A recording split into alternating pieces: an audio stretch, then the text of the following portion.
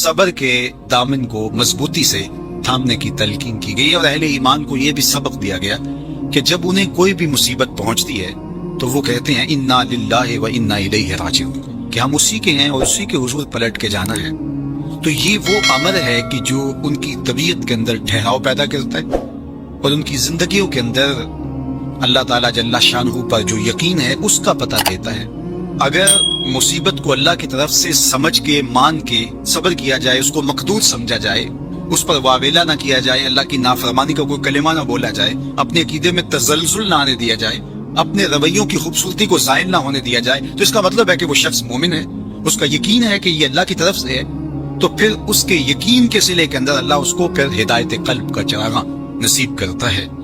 اور فرمایا واللہ بکل شیء علیم، اور اللہ ہر شے کو جاننے والا، اسے پتا ہے کہ کسی پر مصیبت نازل کیوں کرنی ہے، اور اس مصیبت سے اس کا امتحان لینا مقصود ہے، اس کے درجوں کو بلند کرنا مقصود ہے، اس کے گناہوں کو معاف کرنا مقصود ہے، اس کو کسی آزمائش میں ڈال کر کے اس کو مزید کندن بنانا مقصود ہے، یا اس کا کیا مقصود ہے، اس کو سزا دینا مقصود ہے، یہ اسے پتا ہے۔ تمہارا رب تمہاری طرف آنے والی جو تکلیفیں ہیں ان کے اندر ہزارہا بنہا حکمتوں سے واقف ہے۔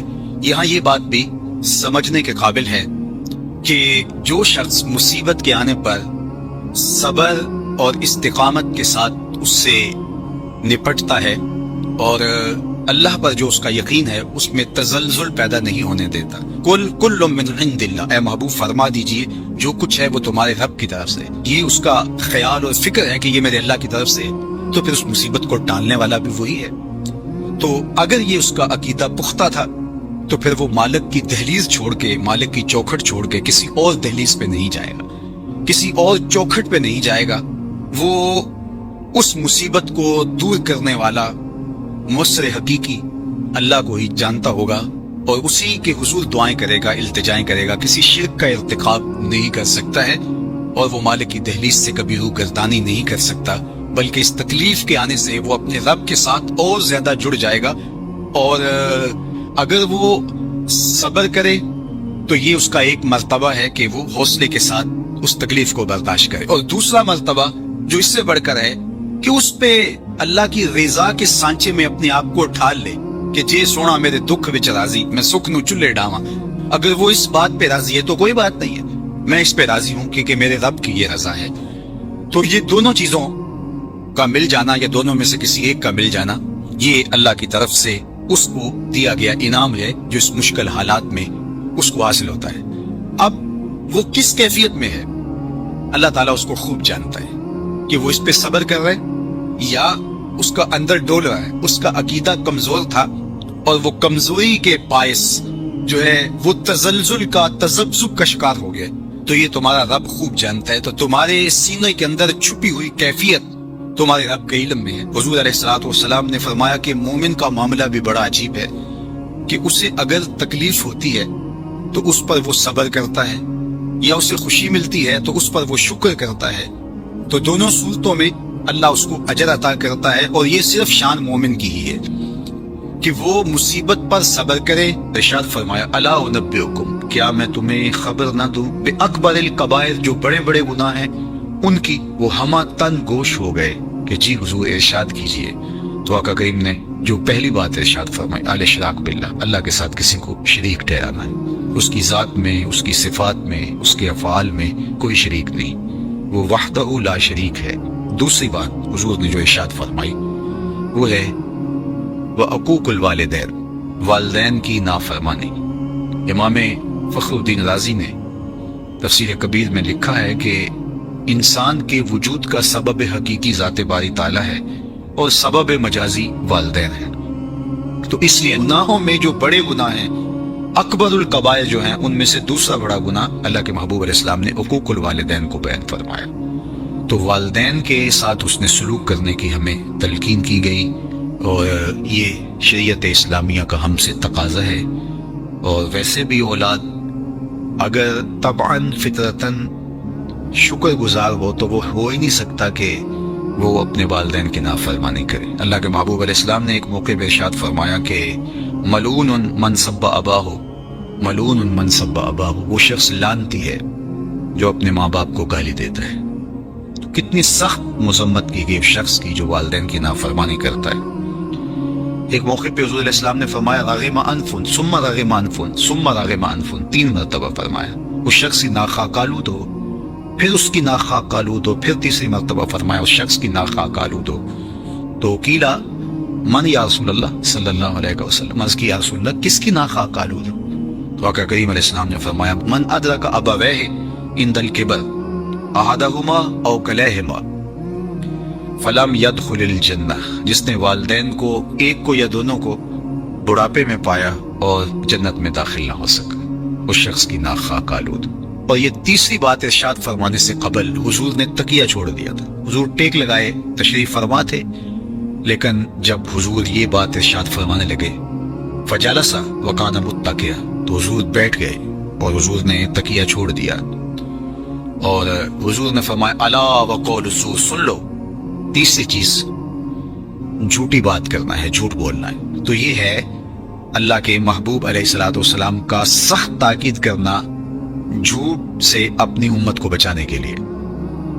اچھا یہاں ایک بات رک کے یہ سمجھ لیں کہ جھوٹ بہت بری چیز ہے، لیکن شرک اس سے بڑا گناہ ہے۔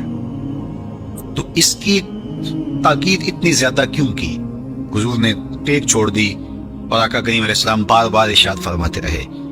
تو اس کی وجہ یہ ہے کہ شرک کو بڑا گناہ سارے سمجھتے ہیں، اسی طرح ماں باپ کی نافرمانی ہر شخص سمجھتا ہے کہ بہت بڑا گناہ ہے، اور اگر کوئی شخص ماں باپ کا بے ادب ہو، گستاخ ہو، تو لوگوں کی نظروں میں بھی وہ گر جاتا ہے کہ یہ برا شخص ہے کہ ماں باپ کے ساتھ بدسلوکی کر رہا ہے۔ تو یہ تو گناہ ایسے ہیں کہ جو لوگوں کو اچھی طرح معلوم ہے، لیکن عمومی طور پہ جھوٹ بعض معاشروں کے اندر یوں رچ بس جاتا ہے کہ اس کو عیب نہیں سمجھا جاتا۔ اس لیے حضور نے اس پر خاص تاکید کی اور ٹیک چھوڑ کے آگے بڑھے، اور پھر بار بار ارشاد فرماتے رہے کہ اس کو چھوٹا نہ سمجھنا۔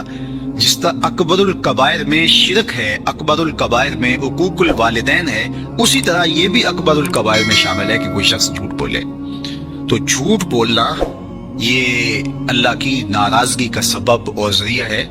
تقریباً 200 قرآنی آیات جھوٹ کی مذمت اور جھوٹ سے بچنے کی تاکید اور ترغیب میں ہے، اور سینکڑوں احادیث جھوٹ کی مذمت میں اور جھوٹ سے دامن کو بچانے کی تلقین پر مشتمل ہے۔ تو اس لیے اللہ کی بارگاہ میں یہ دعا مانگے کہ اللہ ہمیں جھوٹ کے مرض سے نجات دے اور ہمیں ہمیشہ سچ اور سچائی کی توفیق سے مالا مال کرے۔ آئیے حضور علیہ السلام کا ایک اور فرمان دیکھتے ہیں۔ حضور نبی رحمت صلی اللہ علیہ وسلم نے ارشاد فرمایا من کانت نیتہ طلب الآخرہ، جس شخص کی نیت مقصد زندگی آخرت طلب کرنا ہے، وہ دنیا پہ آیا اس لیے ہے، اس کی آرزو ہے کہ میری آخرت ٹھیک ہو جائے، وہ دن رات لگا ہوا ہے آخرت کو درست کرنے کے معاملے میں، جس کا مقصد زندگی طلب آخرت ہے، جعل اللہ غناہ فی قلبہ وجمالہ شاملہ واتتہ الدنیا وہی راغمۃ، تو اللہ تعالیٰ اس کے دل میں غنا ڈال دیتا ہے، اس کی محتاجی دور کر دیتا ہے، اور دنیا ساری اس کے پاس جو ہے ایسے آتی ہے، اس کے پاس جس طرح کی لونڈیاں آتی، لونڈی بن کے، خادمہ بن کے، نوکر بن کے دنیا اس کے قدموں تلے آتی۔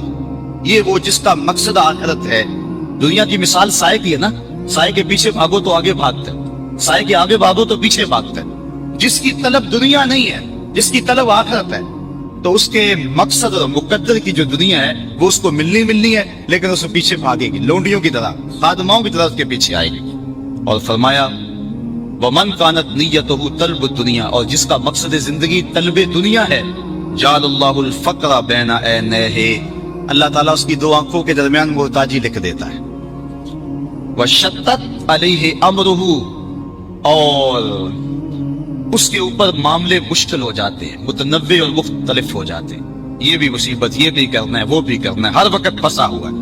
وَلَا يَأْتِيهِ مِنْهَا إِلَّا مَا كُتِبَ لَهُ، اتنا کچھ ہونے کے باوجود حضور فرمایا ملتا وہی ہے جو اس کے مقدر میں لکھا ہوا ہے۔ پہلے کو بھی مقدر کا ملا، دوسرے کو بھی مقدر کا ملا، لیکن پہلے کے پیچھے بھاگ کے دنیا گئی اور دوسرا دنیا کے پیچھے بھاگتا رہا۔ پہلے کے پیچھے دنیا ذلیل ہو کے آئی اور دوسرا دنیا کے پیچھے ذلیل ہوتا رہا۔ اب اگر آخرت کے طالب بن جائیں گے تو دنیا پیچھے پیچھے ہوگی، اگر دنیا کے طالب بن جائیں گے تو پھر دنیا آگے آگے ہوگی۔ حضرت ابو ہریرہ رضی اللہ تعالی عنہ سے ہی ایک روایت ہے، فرماتے ہیں کہ امرنی ربی بتسع، کہ حضور فرماتے ہیں کہ میرے رب نے مجھے 9 چیزوں کا حکم دیا، میرے رب نے مجھے 9 چیزوں کا حکم دیا۔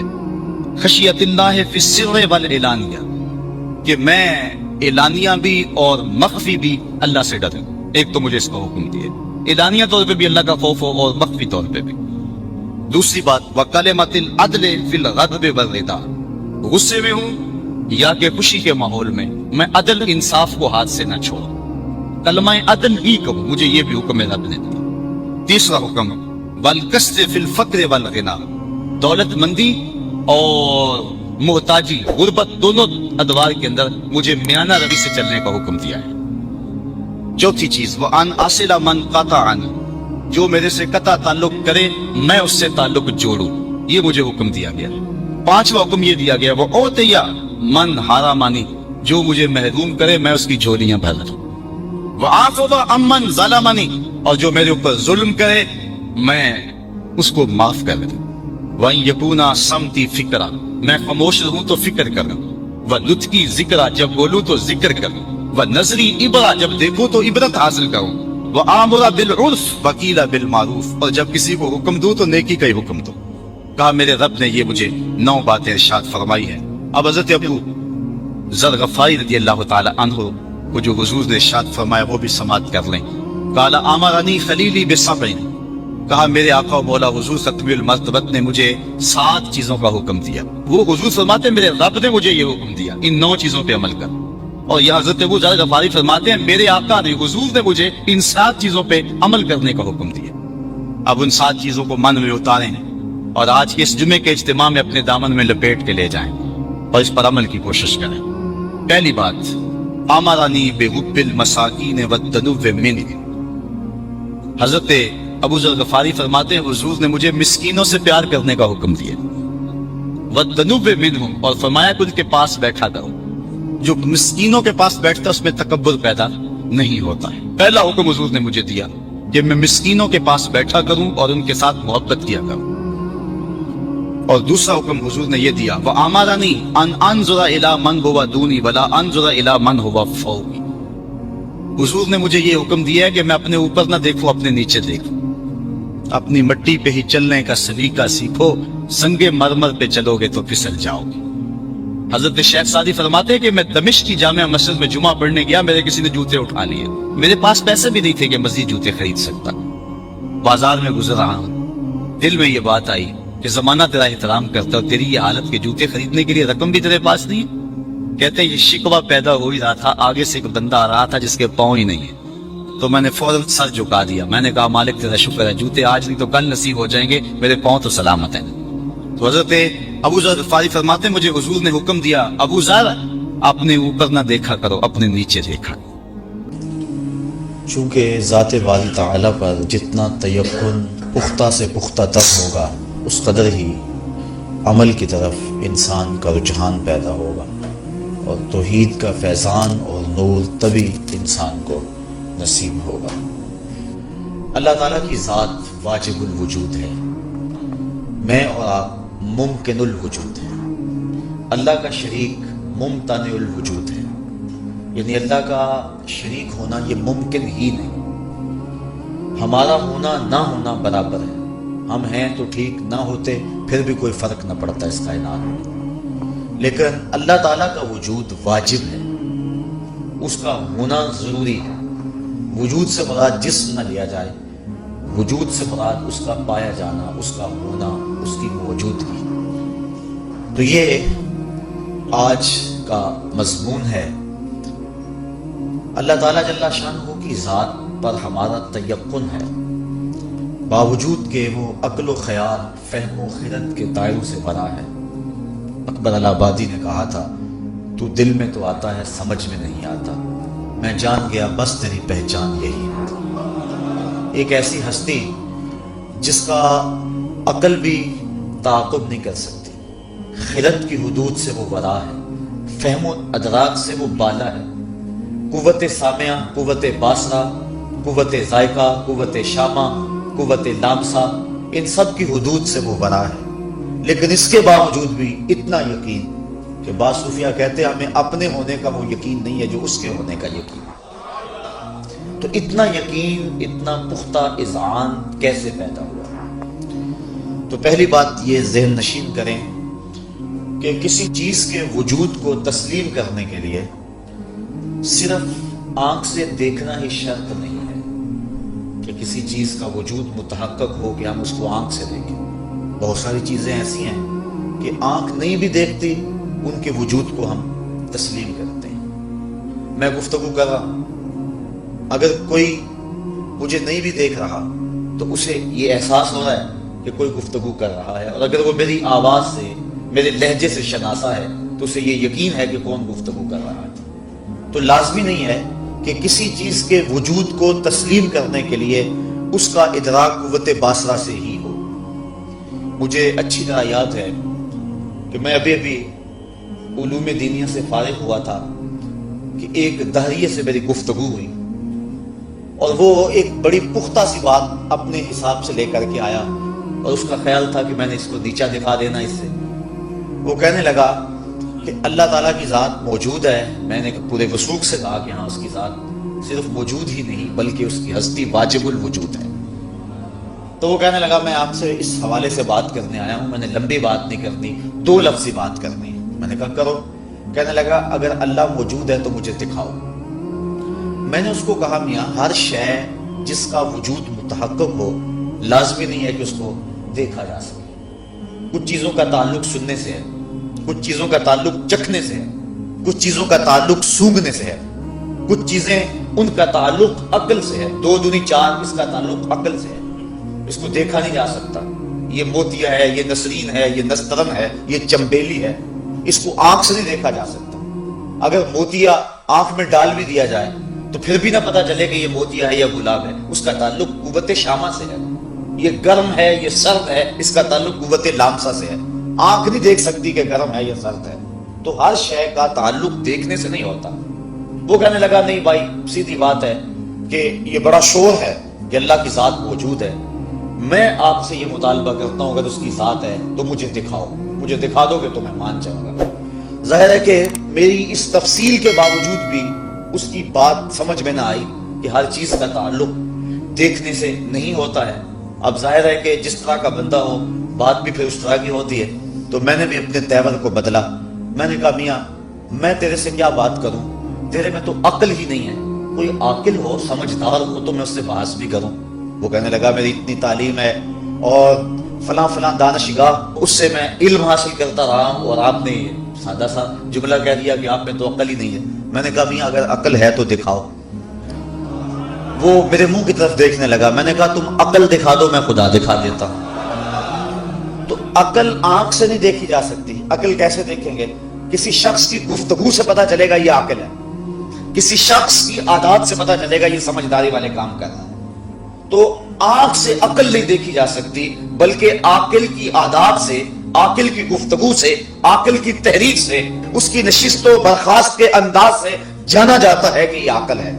اللہ تعالیٰ کی ذات آنکھ سے دیکھی نہیں جا سکتی ہے، فہم و ادراک سے بھی وہ بالا ہے، لیکن کائنات کے اندر پھیلے ہوئے کتنے دلائل ہیں جو ہمیں اس بات کی دعوت دے رہے ہیں کہ اللہ کی ذات موجود ہے۔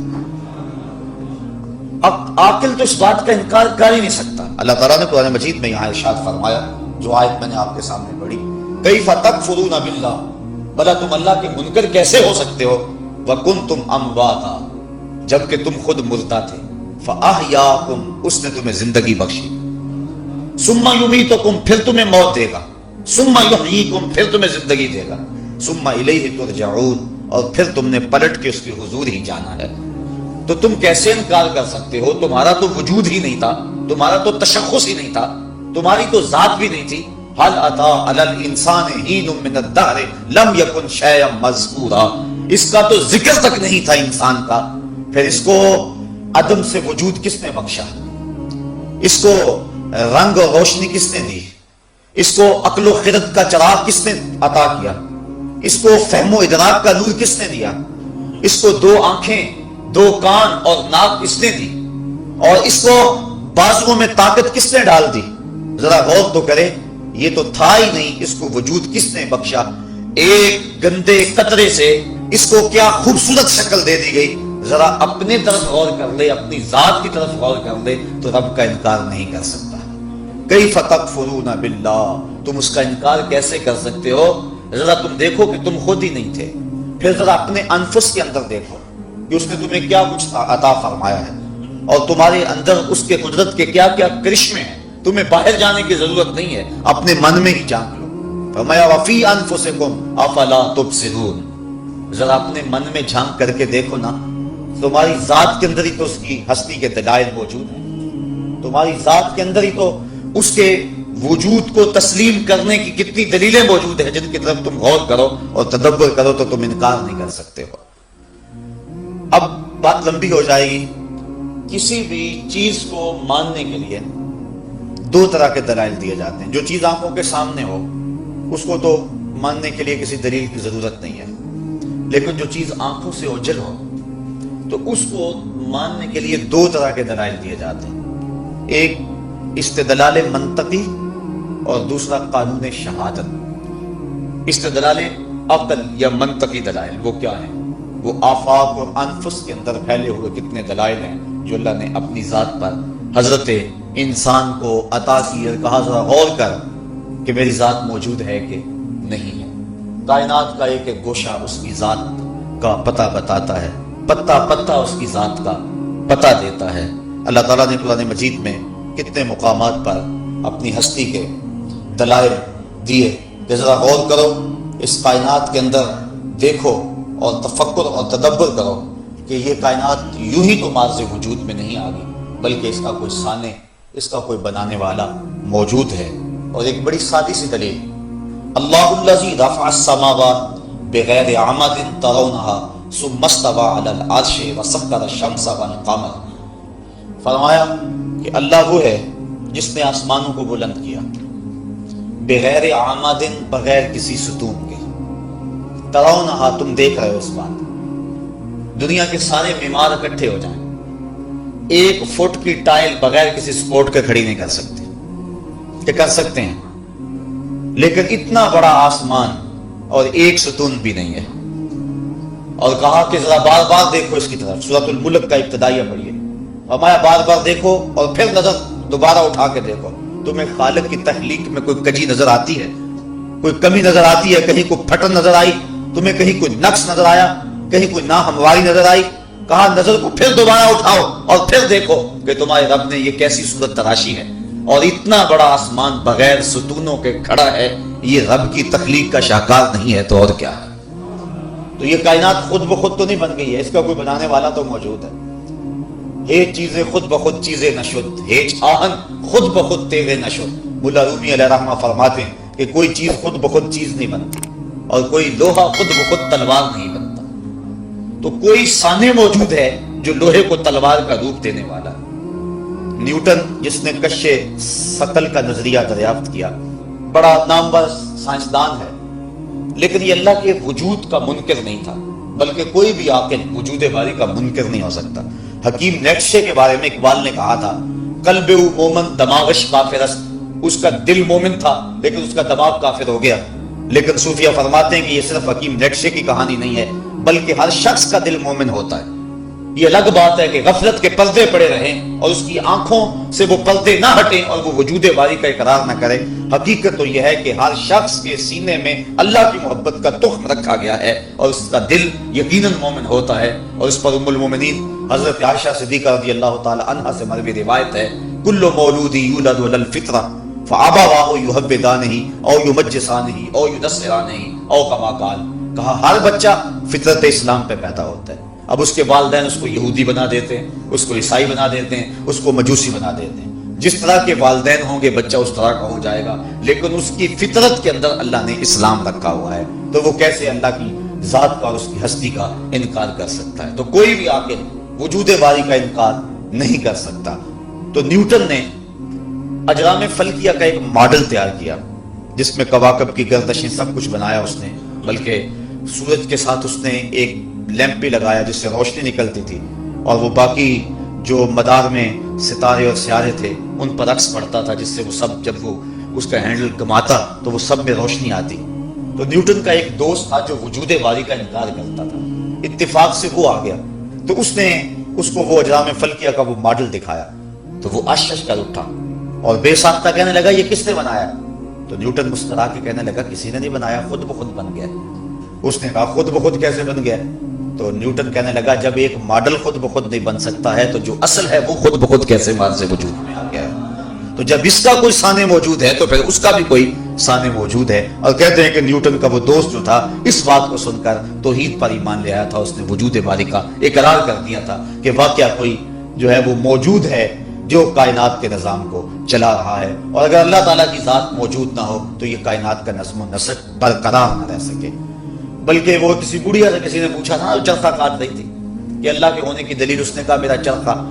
کہا یہ عجیب بات ہے، کہا میں چلا رہی ہوں تو یہ چل رہا ہے، اگر میں نہ چلاؤں تو یہ چل ہی نہیں سکتا۔ یہ جو زمین و آسمان کا چرخہ چل رہا ہے یہ اللہ کے چلانے سے چل رہا ہے، اور اگر وہ موجود نہیں ہے تو چل ہی نہیں سکتا۔ کہا اچھا پھر اللہ کے ایک ہونے کی دلیل؟ کہا وہ بھی میرا چرخہ۔ کہا وہ کیسے؟ کہا میں ایک ہوں تو ایک سمت پہ چلا رہی ہوں، ایک ڈگر پہ چلا رہی ہوں۔ اگر دو عورتیں ہوتی، ایک کہتی کہ میں نے ادھر چلانا ہے، میں کہتی میں نے ادھر چلانا ہے، درمیان میں چرخہ ٹوٹ جاتا۔ اگر دو خدا ہوتے، ایک کہتا میں نے سورج مشرق سے طلوع کرنا ہے، دوسرا کہتا میں نے مغرب سے طلوع کرنا ہے، اگر ایک دوسرے کی مان لیتا تو ماتحت ہو جاتا، جو ماتحت ہوتا وہ خدا نہ ہوتا، اور اگر نہ مانتے تو جھگڑا بن جاتا، تو خود وہ مشرق سے نکالتا وہ مغرب سے نکالتا، درمیان میں آ کے چرخہ ٹوٹ جاتا۔ تو میرا چرخہ اس بات کی دلیل ہے کہ اللہ دو نہیں ہے، اللہ ایک ہے۔ امام شافعی سے کسی نے پوچھا، آپ شہتوت کے درخت کے نیچے بیٹھ کر لکھ رہے تھے، کسی نے کہا کہ اللہ کی دلیل، آپ کی نظر اٹھی، سب سے پہلے شہتوت کا درخت ہی نظروں کے سامنے آیا۔ کہا یہی شہتوت کا درخت اس کی ذات میں دلیل ہے۔ کہا یہ کیا بات ہوئی جو چیز سامنے آئی اس کو دلیل ٹھہرا دیا؟ کہا دیکھو یہ درخت ہے شہتوت کا، اس کی جڑیں اور رنگ کی ہیں، شاخیں اور رنگ کی ہیں، اور اس کے پتے اور رنگت کے ہیں، اس کے اوپر پھل کچا ہو تو رنگ اور ہے، پک جائے تو رنگ اور ہے، اور اسی شہتوت کے پتے بکری کھائے تو دودھ دیتی ہے، اور اگر اسی کے پتے ریشم کا کیڑا چاٹے تو ریشم بنتا ہے، شہد کی مکھی چوسے تو شہد بنتا ہے۔ میٹیریل ایک ہے، نتائج کئی ہیں، یہ اللہ کے ہونے کی دلیل نہیں ہے تو اور کیا ہے؟ تو کائنات کے اندر کتنے دلائل آفاق و انفس کے اندر پھیلے ہوئے جو اس کی ذات کا پتہ دیتے ہیں۔ اللہ تعالیٰ ارشاد فرماتا افلا ينظرون الى الابل كيف خلقت والى السماء كيف رفعت والى الجبال كيف نصبت والى الارض كيف سطحت۔ فرمایا یہ دیکھتے کیوں نہیں اونٹ کو کہ ہم نے اس کو کیسے تخلیق کیا، اتنا بڑا جانور چھوٹا سا بچہ بھی لے کے جا رہا ہے، اور پھر یہ اونٹ مہینوں تک پانی نہ بھی پیے پھر بھی گزر اوقات کرتا ہے، اور ریسرچ کی گئی ہے کوئی اس کے اندر اضافی پانی سٹور کرنے والی چیز بھی نہیں ہے۔ ہاں اس نتیجے پہ لوگ پہنچے ہیں کہ دو اضافی حدودیں ہیں اس کے اندر جو سلنڈر کا کام دیتی ہیں، اور ہوا سے آکسیجن اور ہائیڈروجن کو جو ہے وہ سٹور کر دیتی ہے، اور پانی کا کلیہ H2O، جو ہائیڈروجن 2 درجے اور آکسیجن 1 درجہ، جب ان دونوں کو آپس میں جوڑتے ہیں تو پانی بن جاتا ہے۔ تو یہ اس مقدار سے اندر ہی اندر کیمیائی عمل کرتا ہے اور جس سے پانی بن جاتا ہے، اور یہ کئی مہینے بغیر پانی کے چلتا ہے، اور پھر کتنا بوجھ اٹھاتا ہے۔ پھر جانور مختلف طرح کے ہیں، کچھ سواری کے کام آتے ہیں، کچھ دودھ دیتے ہیں، اور کچھ اور جو ہے ان سے کچھ جمال اور حسن جن سے ٹپکتا ہے اور ہم ان کو دیکھتے ہیں، لیکن اونٹ میں یہ ساری خصوصیتیں جو ہے وہ ہیں، وہ دودھ بھی دیتا ہے، وہ سامان بھی اٹھاتا ہے، اور وہ سواری کے کام بھی آتا ہے، اور باقی سواریوں پر خود بیٹھنا پڑتا ہے، اور جو ہے چھلانگ لگا کے، لیکن یہ اپنے سوار کے لیے خود نیچے بیٹھ جاتا ہے۔ تو ایک اونٹ کے اندر کتنا کچھ رکھا ہوا ہے۔ اللہ تعالیٰ فرماتا ہے افلا ينظرون الى الابل كيف خلقت، ذرا اس اونٹ کو دیکھ لیں، یہ اس کی قدرت کا شاہکار نہیں ہے؟ والى السماء كيف رفعت، اور آسمان کو دیکھیں کہ اس کو کیسا بلند کر دیا گیا، کہ ایک جو ہے وہ ستون بھی نہیں ہے لیکن اس کے باوجود کھڑا صدیوں سے کھڑا ہے۔ اللہ اکبر۔ والى الارض كيف سطحت، زمین کو دیکھو کہ یہ کس طرح پھیلا دی گئی ہے، پہاڑوں کو دیکھو کہ یہ کس طرح میخوں کی صورت میں زمین کی چھاتی میں گاڑ دیے گئے ہیں۔ اگر ان چیزوں کی طرف انسان غور کرے، کہیں فرمایا کہ دیکھو اس نے سائے کو کیسے پھیلا دیا، کیف مد الظل، یہ کیسے سائے ہیں، بالکل سایہ تھا اب روشنی پھیل رہی ہے، اور پھر سایہ نہ جانے کہاں غائب ہو جائے گا، سمٹ جائے گا، لیکن پھر آہستہ آہستہ سورج جب غروب کی طرف مائل ہوگا تو سائے پھیلتے چلے جائیں گے۔ کہا ذرا ان پہ غور کرو، یہ اللہ کے ہونے کی دلیل نہیں ہے تو اور کیا ہے؟ اور سورہ یاسین کے اندر اللہ تعالیٰ نے فرمایا وہ اللہ جس نے تمہارے لیے سبز درخت سے آگ نکالی۔ مر اور افار یہ 2 درخت ہیں جو جنگلوں میں پائے جاتے ہیں، بالخصوص عرب میں۔ جب ان کی شاخ توڑیں تو پانی کے قطرے ٹپکتے ہیں، اتنے تر ہوتے ہیں، لیکن جب دونوں شاخوں کو آپس میں ٹکراتے ہیں تو آگ نکلتی ہے۔ تو پانی سے آگ کیسے نکلتی ہے؟ کوئی ہے نا جو پانی سے بھی آگ نکال رہا ہے، اس لیے اس کی ذات پہ دلیل ہے۔ ایک اور دلیل ارشاد فرمائی، اللہ اکبر، وما یستوی البحران ھذا عذب فرات سائغ شرابہ وھذا ملح اجاج، کہ اس نے دو دریا جاری کیے، یہ سخت کڑوا ہے، یہ سخت میٹھا ہے، اور کڑوا میٹھا نہیں ہوتا، میٹھا کڑوا نہیں ہوتا، درمیان کے اندر کوئی آڑ بھی نہیں ہے۔ سمندر کے اندر پانی کی روئیں چلتی ہیں، چاند جو ہے وہ جوبن پہ ہوتا ہے، تو جو سمندر کے اندر جو مد و جزر ہے جس کو ہم جوال بھاٹا کہتے ہیں وہ بھی پورے عروج پہ ہوتا ہے۔ یہ چاند کشش ڈالتا ہے۔ میں رات ہی تجزیہ پڑھ رہا تھا چاند اور مد و جزر کے حوالے سے کہ وہ مخصوص ایک فاصلہ اللہ تعالیٰ نے رکھا ہوا ہے، اور اگر اس سے نیچے چاند آ جائے تو اس قدر زوردار مد و جزر پیدا ہو کہ زمین پر کوئی پہاڑ بھی باقی نہ رہے، ایسا پانی ٹکرا جائے، اور قیامت کے دن جب یہ نظام ٹوٹے گا تو ایسے ہی ہوگا۔ تو وہ جوار بھاٹا، وہ مد و جزر جو اس کی کشش سے جو ہے وہ پانی کے اندر ہوتا ہے اور پانی کی لہریں بلند ہوتی ہیں۔ اچھا مجھے کہنے دیجئے رک کے، اگر یہ چاند سمندر میں جوار بھاٹا پیدا کر سکتا ہے تو آمنہ کا چاند دلوں میں جوار بھاٹا پیدا نہیں کر سکتا ہے؟ تو وہ سمندر کے اندر پھر اس سے پانی کی روئیں بنتی ہیں، اور سمندر کے اندر پانی چلتا ہے، تو ان کے اندر دو روؤں کا اللہ تعالیٰ نے خصوصیت کے ساتھ تذکرہ کیا، جو اب تحقیق اور ریسرچ کے بعد وہ دریافت بھی ہو چکی ہیں، آب شور اور آب شیری کے نام سے۔ اور سمندر میں دو پانی کی روئیں چلتی ہیں اور میلوں تک اکٹھی چلتی ہیں، اور دونوں کے درمیان کوئی دیوار پہاڑ بھی نہیں ہے، جاتی بھی اکٹھی ہیں، پانی کے اندر پانی چل رہا ہے، اور اللہ تعالیٰ فرما رہا ہے، اللہ اکبر، ھذا عذب فرات سائغ شرابہ، یہ سخت میٹھا ہے اور اس کے پینے سے تسکین ہوتی ہے اور یہ حلق سے آرام سے اتر جاتا ہے، وھذا ملح اجاج، اور یہ دوسری جو ساتھ لو بہ رہی ہے یہ سخت کڑوی ہے، اور کڑوی اس کی کڑواہٹ میں کمی نہیں آتی ہے، یہ میٹھی ساتھ چل رہی ہے، اور اس کڑواہٹ سے میٹھی کی مٹھاس میں کمی نہیں آتی ہے۔ جبکہ دنیا کا کوئی شخص مجھے ایسا دکھاؤ کہ ایک ہی برتن میں دو طرح کے پانی ڈال لو اور پھر ان کو الگ الگ کر کے تو دکھاؤ، لیکن سمندر میں سخت کڑوی رو بھی چل رہی ہے اور سخت میٹھی رو بھی چل رہی ہے، درمیان کے اندر پردہ نہیں ہے، کڑوی کڑوی رہتی ہے، میٹھی میٹھی رہتی ہے، کڑوی کو اللہ میٹھا نہیں ہونے دیتا اور میٹھی کو اللہ کڑوا نہیں ہونے دیتا۔ کہا یہ کون ہے اس کے سوا جو ان کو روکے ہوئے ہے؟ تو کہا وہ وہی رب ہے جس نے سمندر کے اندر دو روؤں کو جاری کیا۔ تو یہ اس کی ذات کی دلیلیں ہیں، اور کائنات کے اندر پھیلے ہوئے ایسے ہزاروں دلائل ہیں جو ہمیں اس کی ذات کا پتہ دیتے ہیں، اور ہمیں اس سمت ہماری توجہ دلائی جاتی ہے کہ وہ مالک، اس نے یہ نظام کائنات بنایا ہے، یہ شمسی اور یہ قمری نظام، ان کا آپس میں ٹکراؤ بھی نہیں ہوتا، پھر زمین کو کس طرح ہمارے لیے بچھایا گیا، پھر یہ رنگا رنگ پرندے، ہمارے لیے درخت، گندگی کے ڈھیر کے اوپر بھی گلاب کا بیج ڈال دو تو جب وہ اگے گا تو اس گلاب سے بھی خوشبو آئے گی، جبکہ اس نے غذا کہاں سے لی ہے، اور پھر وہ ایک ہی طرح کی زمین سے، ایک ہی طرح سے پانی سے، سرابی سے پھل نکلتے ہیں، لیکن ان کی خاصیات الگ الگ ہوتی ہیں، بلکہ ایک ہی درخت کی خصوصیات الگ ہوتی ہیں۔ یہ جو ببول ہے جس کو ہم ککر کہتے ہیں، یہ طب کی دنیا کے اندر اس کا بڑا نام ہے، اس کی جڑوں کی تاثیر اور ہے، اس کی چھال کی تاثیر اور ہے، اور اس کے پتوں کی تاثیر اور ہے، اور اس کے اوپر پھلیاں لگتی ہیں ان کی تاثیر اور ہے، اور زرد رنگ کے پھول لگتے ہیں ان کی تاثیر اور ہے، اور وہ پھلیاں جو ہے وہ خشک کی جائیں سائے کے اندر تو ان کی تاثیر اور ہے، اور دھوپ میں خشک کر لی جائیں تو ان کی تاثیر اور ہے۔ چیز ایک ہے، مٹی ایک ہے، آب و ہوا ایک ہے، پرورش ایک آب و ہوا نے کی ہے، لیکن اللہ تعالیٰ نے ایک شے کے اندر اتنا کچھ رکھ دیا، یہ اللہ کے علاوہ اور کون کر سکتا ہے؟ تو یہ ہے اس کی ذات کے دلائل۔ عقلی طور پہ انسان اس بات پر قائم ہو جاتا ہے کہ کوئی ایسی ذات موجود ہے جس نے اس کائنات کے نظم و نسق کو چلایا ہوا ہے، لیکن دوسری بات، کسی کے وجود کو ماننے کے لیے صرف عقلی دلائل ہی کافی نہیں ہوتے۔ قانون شہادت یہ ایک اہم ذریعہ ہے کسی کے وجود کو تسلیم کرنے کا، اور میں ان جملوں پہ آپ سے توجہ چاہوں گا۔ اللہ کی ذات پر سینکڑوں نہیں لاکھوں کروڑوں عقلی دلائل موجود ہیں۔ آفاق و انفس کے اندر پھیلے ہوئے کتنے دلائل ہیں جو اس کی ذات کا پتہ دیتے ہیں۔ انسان باہر نہ دیکھے، اپنے اندر ہی دیکھ لے۔ حضرت آدم علیہ السلام سے لے کر آج تک کروڑوں انسان ہیں، ان کی شکلوں میں مشابہت نہیں ہے، یہ نشان انگوٹھا ہے، فنگر پرنٹ جسے کہتے ہیں، ان کے اندر مشابہت نہیں ہے۔ آدم علیہ السلام سے لے کر آج تک دیکھ لیں آپ، دو آدمیوں کے آپس کے اندر جو ہے وہ نشان انگوٹھا نہیں ملیں گے، بلکہ یہ درختوں کے جو پتوں کے اندر ریشے ہوتے ہیں، کمپیوٹر پہ تجزیہ کر لیں ان پہ، ایک درخت پہ لاکھ پتے بھی ہیں تو ہر ایک کا فرق ہوگا دوسرے سے۔ یہ اللہ کی تخلیق کا شاہکار ہے۔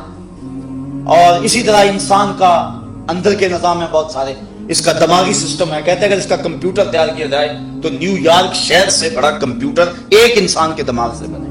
یہ اللہ نے ایک انسان کو جو ودیت کیا ہوا ہے، اور کئی سسٹم لگائے ہوئے۔ یہ یونان کا ایک بہت امیر ترین شخص تھا اوناسس، اس کا ایک سسٹم خراب ہو گیا، کیا کہ اس کے یہ جو پپوٹے تھے، یہ اپنی مرضی سے اللہ نے جو سسٹم لگایا ہوا ہے قدرتی آٹومیٹک سسٹم، ادھر سے تنکا اڑا، ادھر سے آنکھ بند ہو گئی، اس کے پٹھے کام کرنا چھوڑ گئے، اب وہ اپنی مرضی سے آنکھ نہیں کھول سکتا تھا۔